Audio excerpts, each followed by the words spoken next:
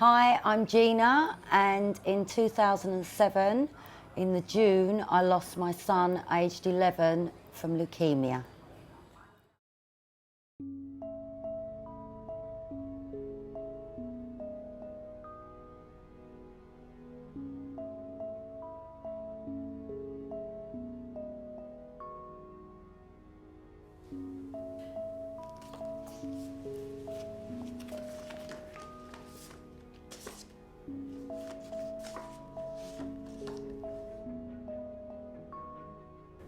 Right, well, these were the last clothes that he went to the hospital in. So I've passed all the other clothes down to the children.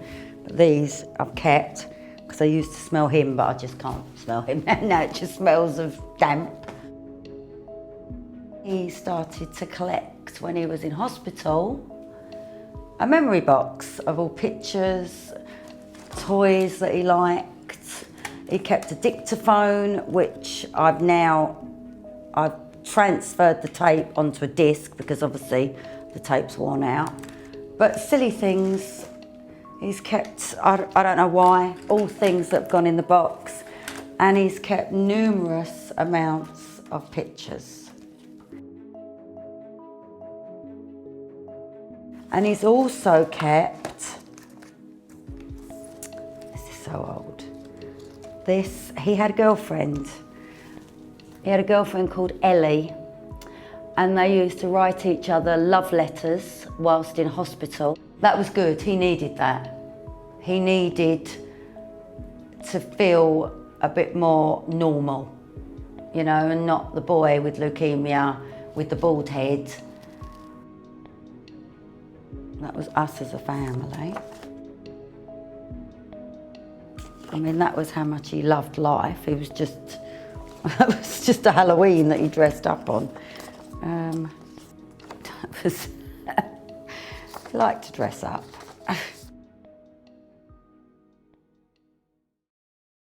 Right, well, basically, any cancer patient that knows when your temperature spikes, you have to go to the hospital. It's the first sign of infection. That Saturday morning, normally it's a madhouse. The kids, temperature, quick, get into the hospital. But for some reason, I just clung to him, and I really did. And he was looking at me, and I said, Kenan, don't worry, don't worry. It's as if, I don't know, now looking back, you sort of think it was weird because I really cuddled him and I really hung on to him. And I said, I love you, I'll see you soon. I won't be long, I'll see you soon, I love you. And he said, I love you too. And where we lived, the house was sort of on a hill and the road was set down. So I leaned over the terrace and I could see his face and he was waving up at me. And then it was about 7:30 the next morning when my mum said, I don't know, he had a bit of a restless night. She'd gone down for a coffee, and when she come up, they wheeled him through, but she didn't recognise him. It wasn't the leukemia that killed him. He had then developed, they call it a lesion, but it was a lesion on the brain, and that killed him. So it was never the leukemia. And it just put him into a coma, and that's how he was. Me and my dad drove up there. I was worried for my dad because he was in his 60s then, and he was just getting redder and redder, and I thought, oh gosh, don't let anything happen to him now. And then when we got there, he was in ICU, he was plugged up to everything, and we sat round the bed, and I said to my dad, come on, we'll go downstairs now. And he said, no, we won't, because he's still here. I said, Dad, he's not here.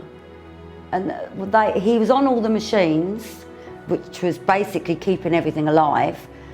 And they said, shall we turn the machines off?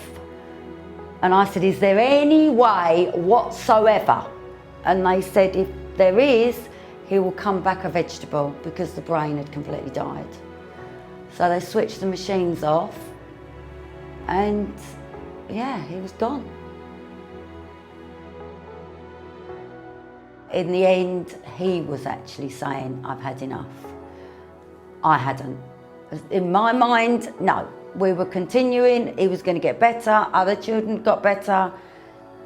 But I'm afraid I had to accept that he wasn't going to get better.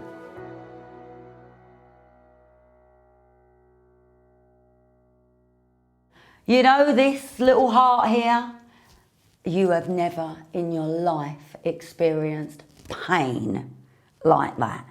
That is in pain, and I mean excruciating. Not the physical pain, the mental pain, and it hurts. Although it's not in physical pain, it hurts. And it is the worst pain because you feel like you're dying and you don't want to live. There's nothing to live for. However, I had 2 other children. As much as I could have crawled in that coffin with him, I had 2 other children, so I had to. But it fucking hurts.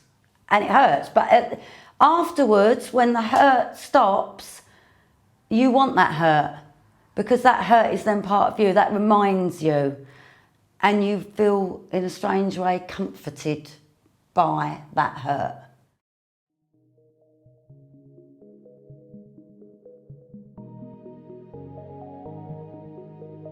Grief is a selfish thing, so you tend to want to be on your own, want to push people away, want to grieve, and it's just a selfish thing.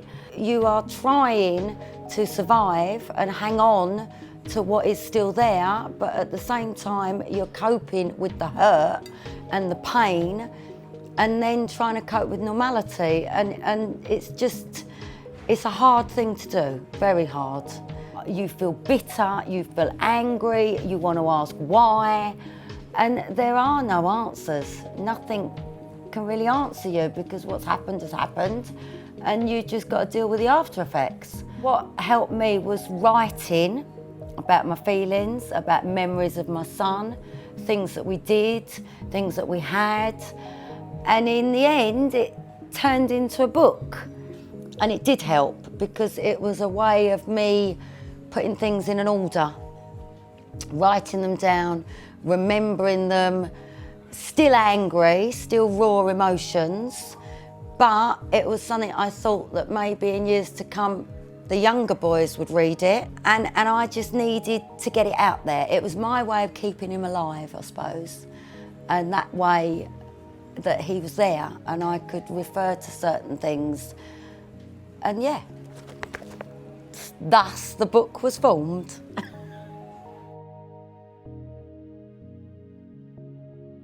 Yeah, you feel guilty of silly things, times you've smacked them, times you've told them off.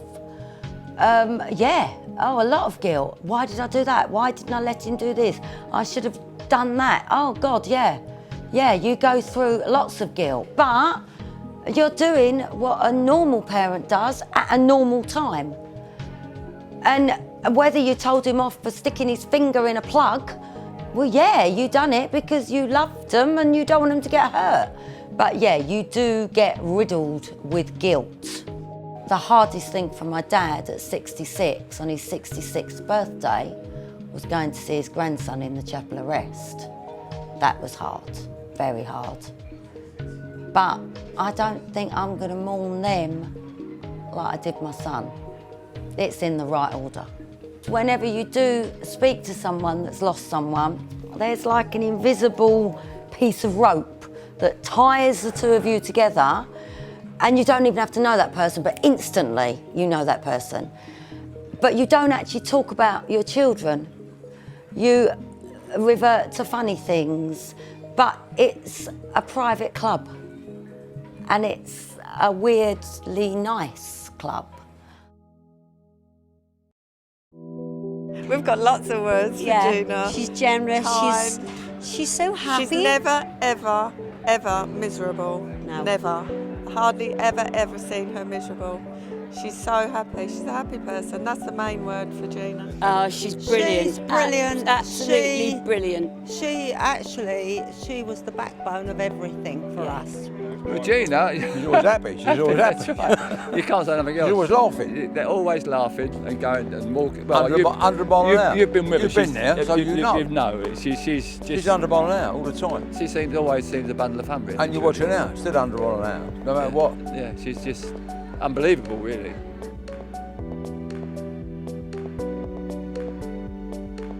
You do feel better after doing exercise, but for 1 hour or a lunch or whatever, you are out of that trauma.